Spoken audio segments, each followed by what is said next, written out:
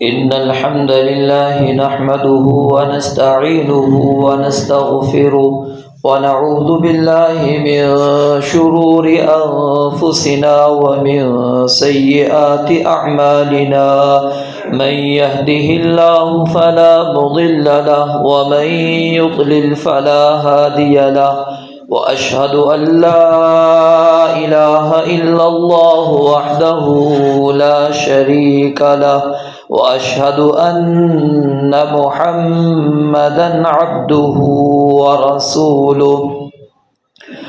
أما بعد فإن خير الحديث كتاب الله، وخير الهدي هدي محمد صلى الله عليه وسلم، وشر الأمور محدثاتها، وكل محدثة بدعة، وكل بدعة ضلالة، وكل ضلالة في النار.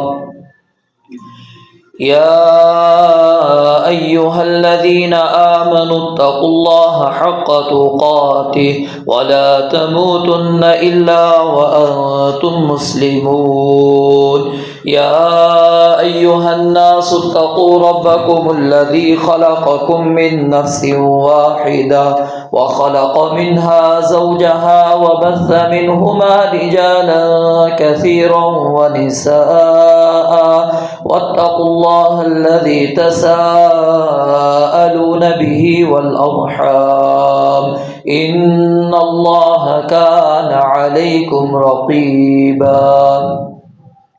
يا أيها الذين آمنوا اتقوا الله وقولوا قولا سديدا يصلح لكم أعمالكم ويغفر لكم ذنوبكم، ومن يطع الله ورسوله فقد فاز فوزا عظيما. اللهم صل على محمد وعلى آل محمد كما صليت على إبراهيم وعلى آل إبراهيم إنك حميد مجيد. اللهم بارك على محمد وعلى آل محمد كما باركت على إبراهيم وعلى آل إبراهيم إنك حميد مجيد.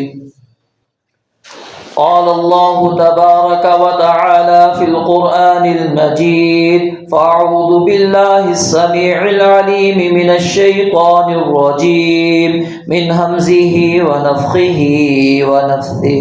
بسم الله الرحمن الرحيم.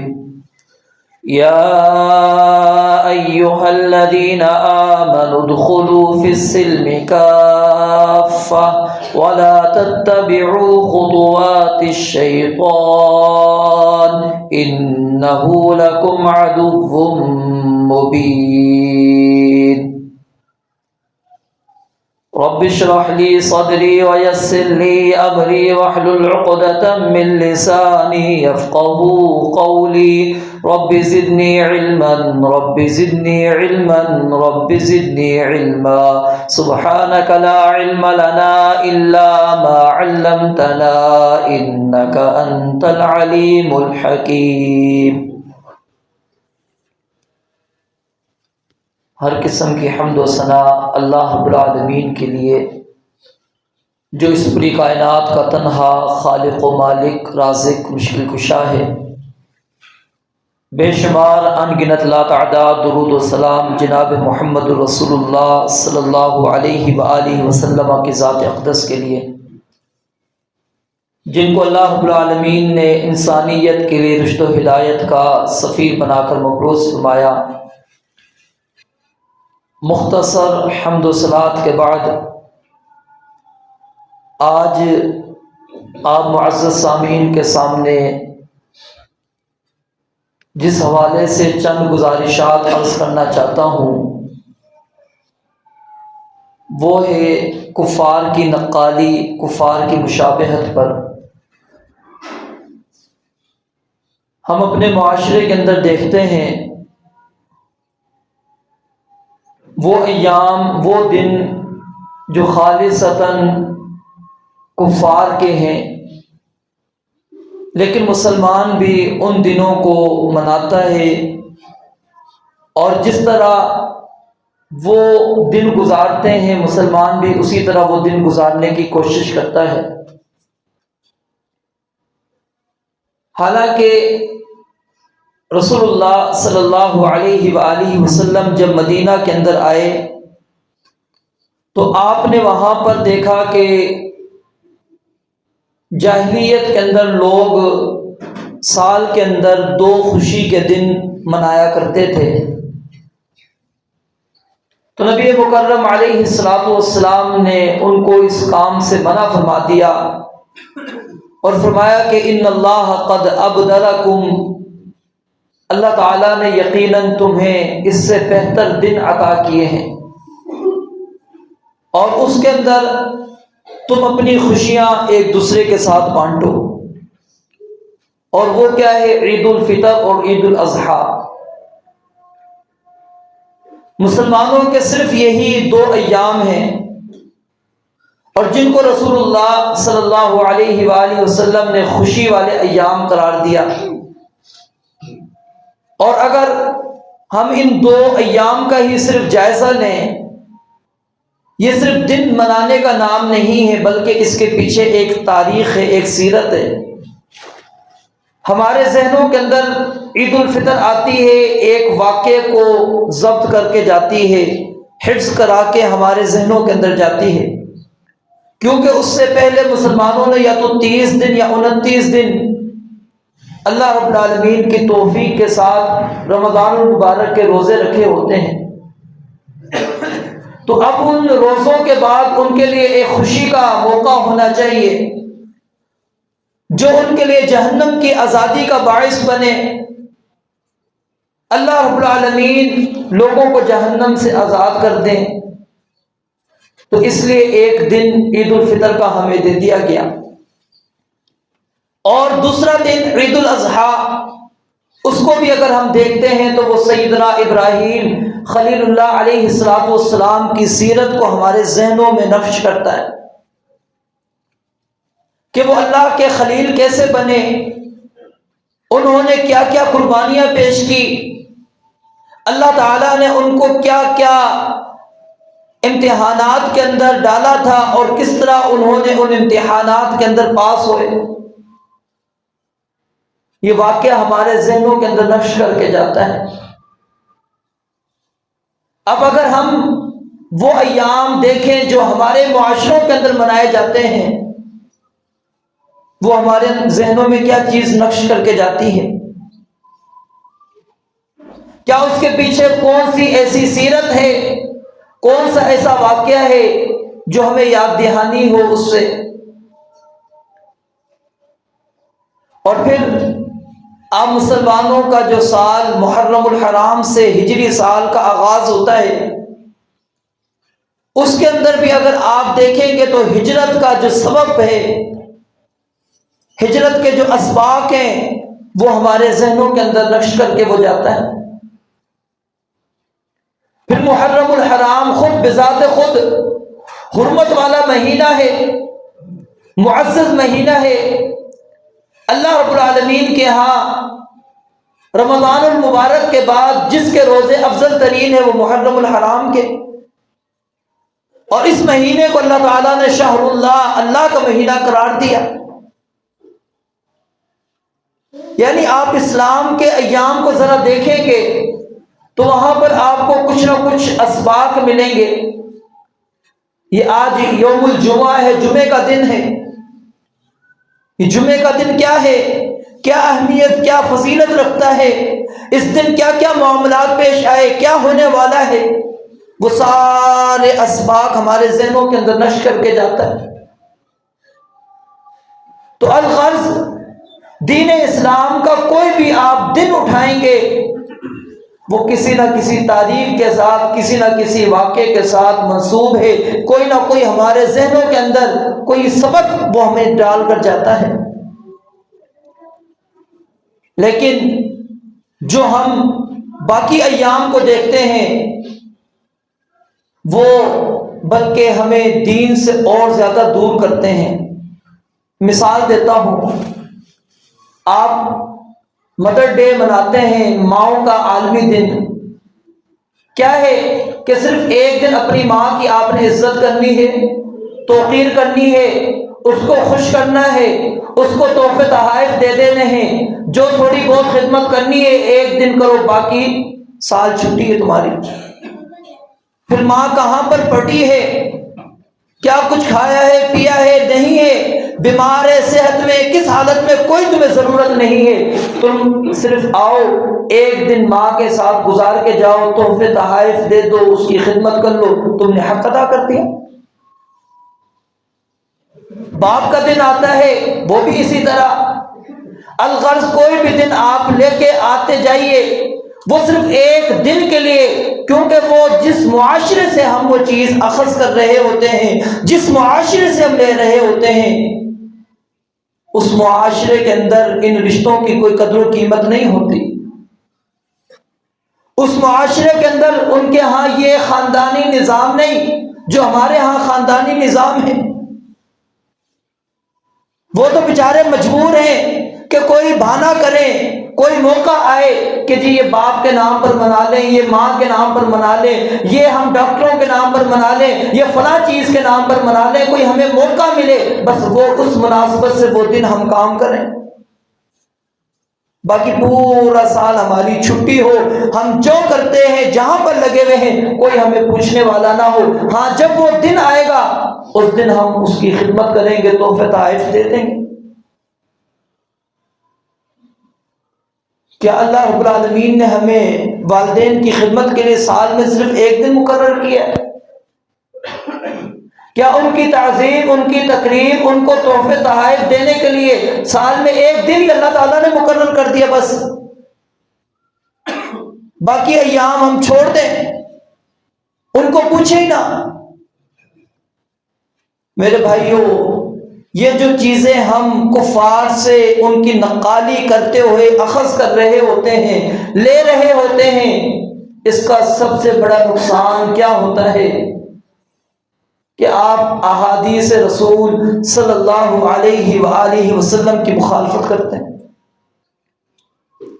اللہ تعالیٰ نے قرآن مجید کے اندر دونوں قسم کے واقعات کو بیان کیے ہمارے سامنے، جو اللہ کے برگزیدہ ہیں، اللہ کے چنے ہوئے ہیں، جو اللہ کے خالص بندے ہیں، جن کو اللہ تعالیٰ نے جنتوں کے اندر داخل کرنا ہے، ان کے اوصاف قرآن مجید کے اندر اللہ تعالیٰ نے جا بجا بیان کیے۔ آپ فرشتوں کو اٹھا کر دیکھیے، ان کے اوصاف اللہ نے ذکر کیے، ان کی عبادت کو ذکر کیا، حکم ماننا ذکر کیا، رب کے حکم کے آگے کس طرح انہوں نے گردن جھکائی ہوئی ہے، رب کے فرمان کے آگے کس طرح وہ ڈرتے اور خوف کھاتے ہیں، یہ منظر اللہ تعالیٰ نے قرآن مجید کے اندر، احادیث کے اندر نبی علیہ الصلوۃ والسلام نے ذکر کر رکھا۔ پھر انبیاء کی زندگی کو اٹھائیے، پھر صدیقین، شہداء، صالحین، اسی طرح ہر ایک کی زندگی جو اللہ کے نیک بندے ہیں، صالح بندے ہیں، اللہ رب العالمین نے قرآن مجید کے اندر ان کے واقعات کو بھی بیان کیا اور ان کے نتائج کو بھی بیان کیا، اور صرف بیان ہی نہیں کیا بلکہ اللہ تعالیٰ نے حکم بھی دیا ہے ان اتبع ملت ابراہیم حنیفا، کہ ابراہیم علیہ السلام کے دین کی پیروی کرو، فاصبر کما صبر اولو العزم من الرسل، اے نبی آپ صبر اس طرح کرنا جس طرح اولو العزم پیغمبر کر کے گئے۔ اللہ رب العالمین نے احکامات دیے،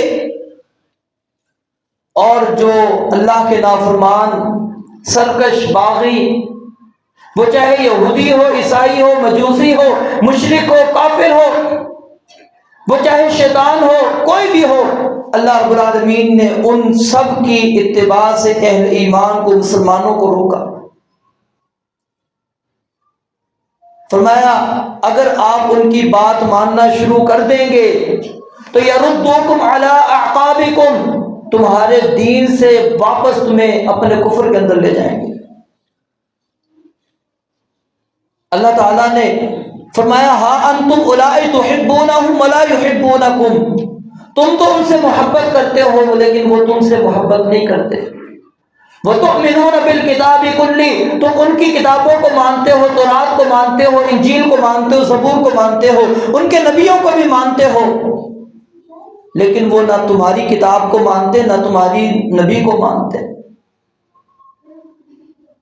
وَإِذَا لَقُوكُمْ قَالُوا آمَنَّا وَإِذَا خَلَوْا عَضُّوا عَلَيْكُمُ الْأَنَامِلَ، کا جب ملتے ہیں کہیں گے مومن ہیں ہم تمہارے ساتھی ہیں، اور جب والدہ ہوتے ہیں اپنی انگلیوں کو چبانا شروع کر دیتے ہیں، پوروں کو، غصے کی وجہ سے۔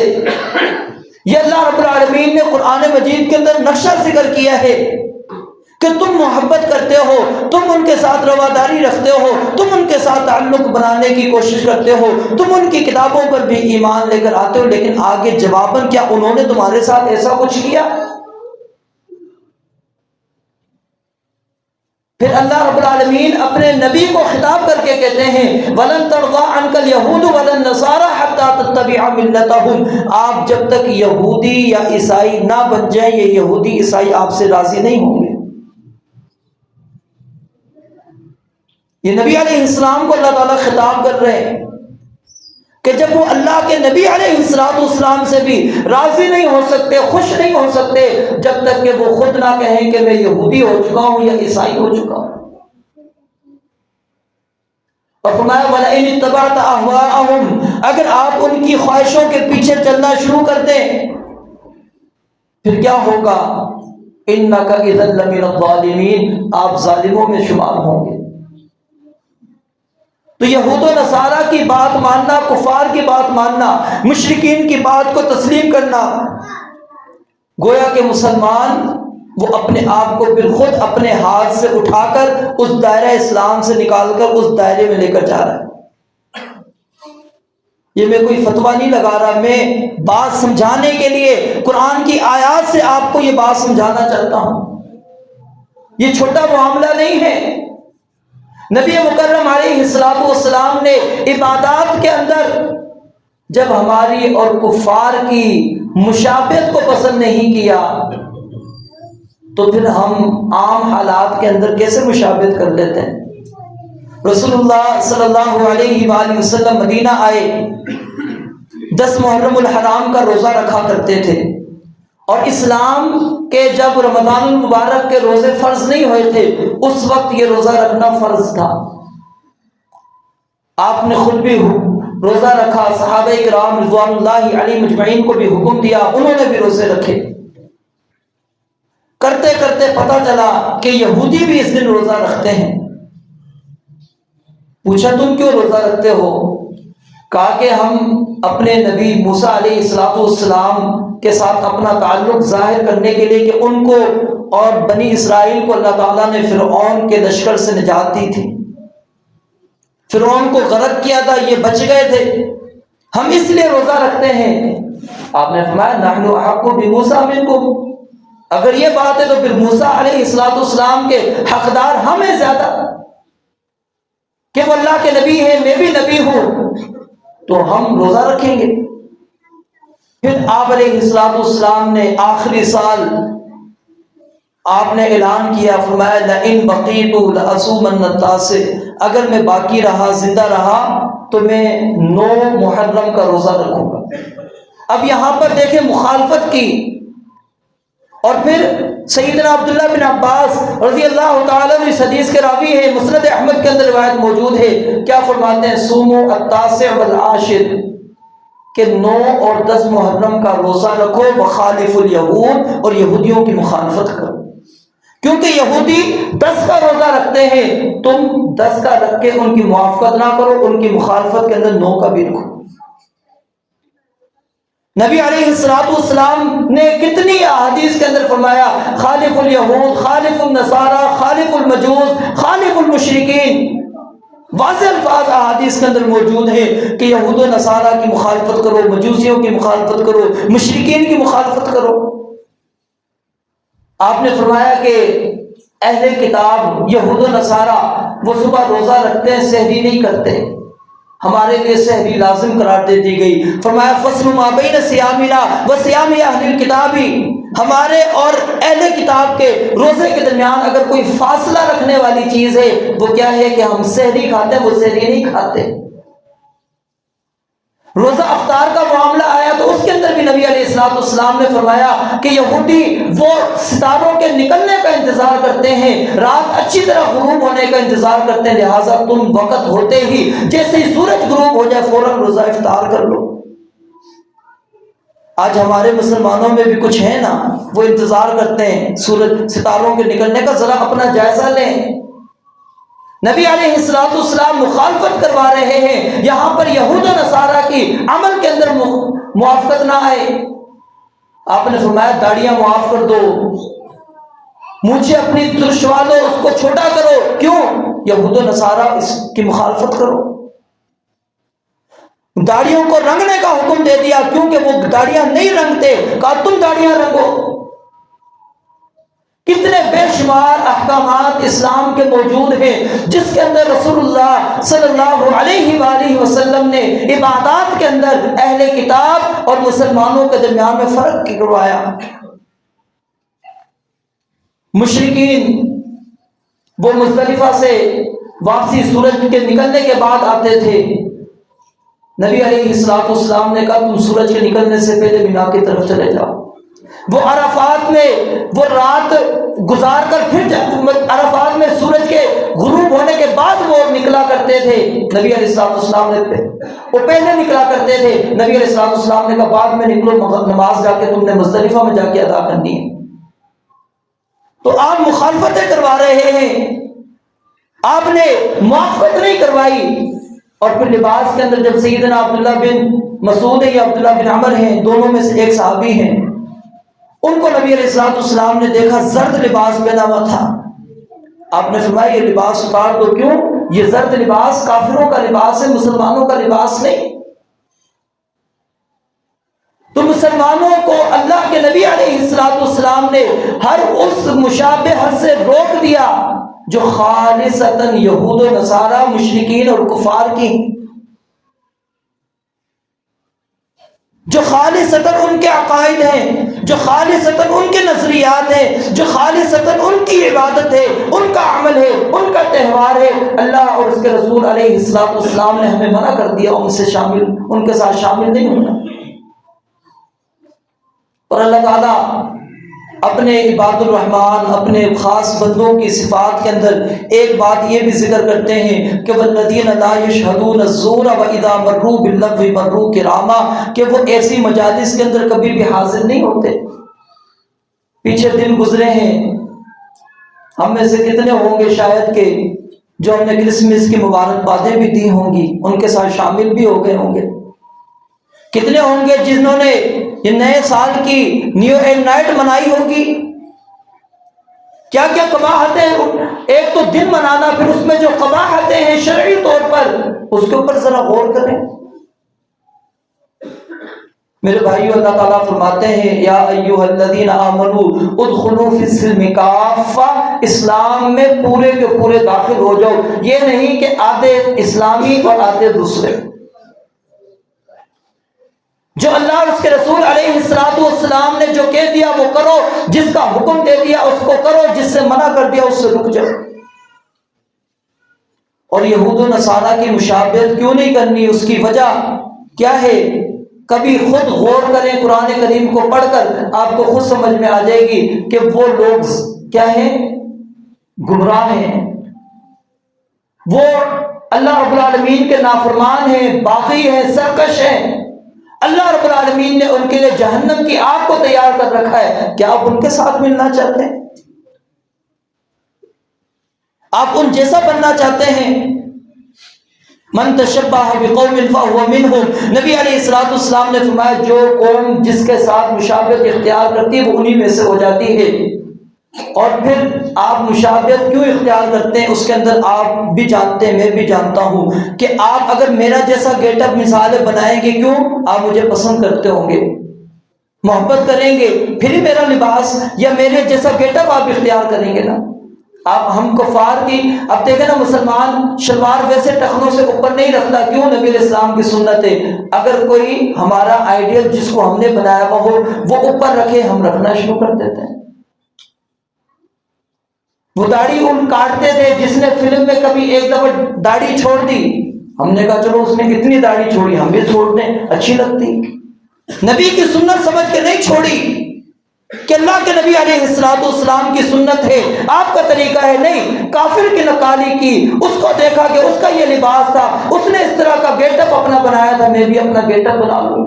بڑے بال آپ کو نظر آئیں گے، کون ہے؟ ارطغرل غازی کا ڈرامہ دیکھا ہم نے، اس کے بڑے بڑے بال ہمیں اچھے لگے، ہم نے بال بڑھا دیے۔ کیا نبی کی سنت سمجھ کے بال بڑھائے؟ کہ نبی کی سنت تھی، نبی کا طریقہ تھا، نبی علیہ السلام کو بال بڑے پسند تھے۔ یعنی ہر معاملے کے اندر اگر ہم دیکھیں گے تو ہم یہ نہیں دیکھ رہے ہوتے کہ اسلامی حکم کیا ہے، ہم وہاں کی نقالی کر رہے ہوتے ہیں۔ اور پھر نقالی کیوں کرتے ہیں؟ کیونکہ ہمیں وہ پسند ہوتا ہے۔ اور پھر میں اپنی زبان سے بے شک کہتا پھروں کہ مجھے رسول اللہ صلی اللہ علیہ وسلم پسند ہے، آپ کا دین پسند ہے، آپ جو شریعت لے کر آئے وہ مجھے پسند ہے، لیکن میں اس کو اختیار نہ کروں تو یہ تو محبت نہ ہوئی۔ اس محبت کے دعوے کے اندر میں جھوٹا ہوں۔ اگر ہوتی تو میں نبی علیہ السلام کے جو آپ نے طریقے بتائے، جس طرح کا لباس آپ کو پسند تھا، جس طرح کی صورت آپ کو پسند تھی، جو اعمال آپ کو پسند تھے، وہ سارے کے سارے میں کرتا۔ تو میرے بھائیوں، اللہ تعالیٰ فرماتے ہیں پورے کے پورے اسلام میں آ جاؤ، وَلَا تَتَّبِعُوا خُطُوَاتِ الشَّيْطَانِ، یہ شیطان کے قدم ہیں، اس کی پیرویاں مت کرو۔ شیطان تمہارا واضح دشمن ہے، اور نبی علیہ السلام نے فرمایا تھا لَتَتَّبِعُنَّ سَنَنَ مَنْ كَانَ قَبْلَكُمْ، جو تم سے پہلے لوگ گزرے ہیں یہود و نصارہ، ان کی تم ضرور پیروی کرو گے، ان کے قدم بقدم چلو گے۔ حتیٰ کہ آپ نے فرمایا اگر ان میں سے کوئی وب گوہ جس کو کہتے ہیں، وہ اگر اس کے بل میں کوئی گیا تھا داخل ہونے کی، اس نے کوشش کی، حالانکہ وہ چھوٹا ہوتا ہے کوئی داخل نہیں ہو سکتا، مقصد ہے جو اگر کوئی اس میں داخل ہونے کی اس نے کوشش کی، تم بھی اس کی پیروی کرتے ہوئے اس کے پیچھے جاؤ گے کہ یہ یہاں پر کیوں گیا ہے، میں بھی جا کے ذرا دیکھوں تو صحیح۔ اور پھر سب سے بڑی پیروی جس کی کیا ہے، انہوں نے اختلافات کیے، شریعت کے احکام کو تبدیل کیا، اللہ رب العالمین کے احکامات کو من مانیا، انہوں نے اس کے اندر اپنے معانی داخل کیے، یہ سارے مسلمانوں نے کام کرنا شروع کر دیا۔ تو میرے بھائیوں، ہمیں یہود و نصارہ، کفار، اس کی نقالی، اس کے پیچھے چلنا، یہ مسلمان کو بالکل بھی زیب نہیں دیتا۔ ہمارے لیے یا تو شریعت بتائے نا کہ اس کے اندر کوئی ایسی چیز نہیں ہے، یا شریعت کے اندر کوئی آپ کو خوشی کا ایام نہیں دیے گئے، یا خوشی کے مواقع نہیں دیے گئے۔ ان کا تو سال کے بعد آتا ہے، ہمیں تو ہر ہفتے اللہ تعالیٰ جمعے کا دن دیتے، ذرا اس کو اسلامی طریقے کے مطابق آپ پڑھ کے اور اس کو آزمائیں تو صحیح، کتنی خوشی ملتی ہے۔ آپ ذرا اس کا ثواب کا تصور تو کریں، جو آپ کے ہر قدم پر اللہ تعالیٰ سال کے قیام کا اور سال کے روزے کا اللہ تعالیٰ اجر دیتے ہیں۔ آپ اپنے گھر سے 200 قدم چل کر آئیں، 200 سال آپ نے قیام کیا رات کو، 200 سال آپ نے روزہ رکھا ہے۔ یہ ہر ہفتے ہمارے پاس دن آتا ہے، کوئی یہ نہیں ہے کہ سال کے بعد آ رہا ہے۔ ذرا ہم اس کی اہمیتوں کو دیکھیں تو صحیح، غور تو کریں، ہمیں بات سمجھ میں آ جائے گی۔ تو اس لیے میرے بھائیوں، یہ جو ایام ہم کفار کی نقالی کے اندر منانا شروع کر دیتے ہیں، یا اس کے اندر شریک ہو جاتے ہیں، یا مبارکباد دینا شروع کر دیتے ہیں، چاہے ہم دل سے ناپسند کرتے ہوں، یاد رکھیں ایک وقت ایسا آئے گا کہ ہم دل سے بھی اس کو تسلیم کرنا شروع کر دیں گے۔ اور یہ ابتدا ہوتی ہے بندے کی کہ وہ شروع میں مبارکباد دیتا ہے، پھر تھوڑی تھوڑی محفل میں جاتا ہے، پھر جاتے جاتے سارے وہ کام کرتا ہے جو غیر شرعی کام ہے، سالوں کا وہ ارتکاب کرتا ہے۔ رب العالمین سے دعا ہے کہ اللہ تعالیٰ مجھے اور آپ کو جو کچھ سنایا ہے اس پر اللہ تعالیٰ عمل کرنے کی توفیق عطا فرمائے، اور اللہ تعالیٰ ہمیں اہل ایمان اور جو اللہ کے انبیاء، صدیقین، شہداء، صالحین ہیں ان کی اتباع کرنے کی توفیق عطا فرمائے، جو ظالم، فاسق، کافر ہیں اللہ تعالیٰ ان کی اتباع سے ہمیں محفوظ فرمائے۔ وآخر دعوانا الحمدللہ رب العالمین۔